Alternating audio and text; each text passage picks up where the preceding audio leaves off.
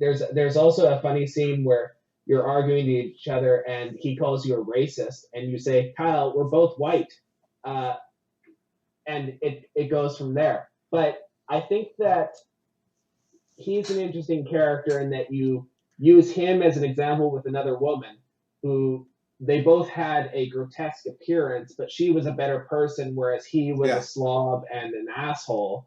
yeah, But they're grouped in together because of their appearance. You also uh, include some of your board messages, which I looked up and I yeah, found the source of, yeah, um, between you and uh, this sort of uh, smart ass online. yeah.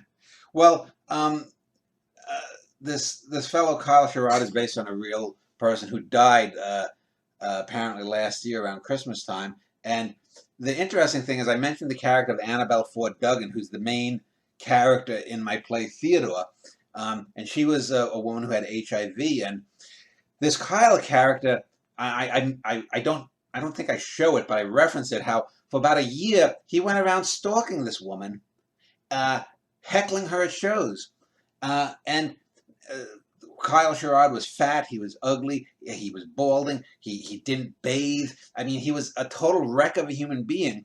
And yet, when he died, they had a memorial for him at the same place they had a memorial for the pervert uncle of the beautiful gal that I wrote a play about earlier, who also died last year, in the same bar and whatnot. And people just spewing all of this crap about as if he was some kind of great person or humanist or whatnot. He was like this communist who denied Stalin and Mao killed millions. So there was a lot of issues. I had worked with him at AT&T. And you know, I also I also go into this other crazy gal who had sort of, I guess, semi-stalked me by telephone, and then when I basically told her to shit or get off the pot, she claimed that I had been harassing her or whatnot.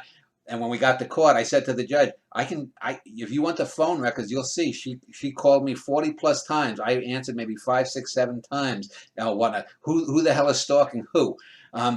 So these are all of these people that we see are fucked up. The Kyle Sherrod stalking the woman with HIV, the phone gal, the Claw King character, and these all provide the background. And then there's the a couple of other characters or whatnot. The transsexual poet and the guy who hits on him, and then the prince character.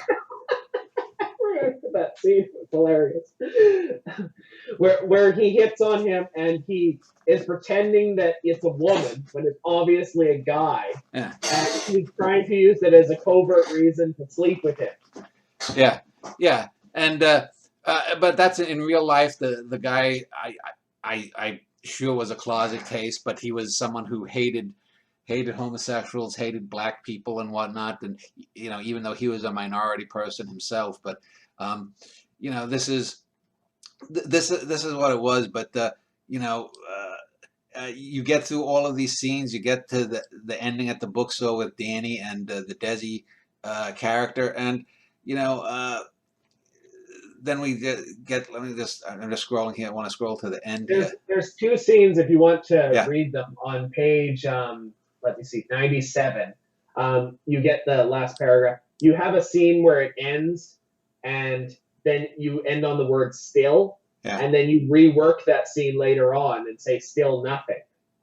If you would read that scene on page 97, the last paragraph or so leading up to "still," and then 98 where it says "still nothing." Yes, Desi exited my life without rancor, and on from there. Well, let's I see. thought that was a very interesting way to develop from there by giving the audience more information about what happened.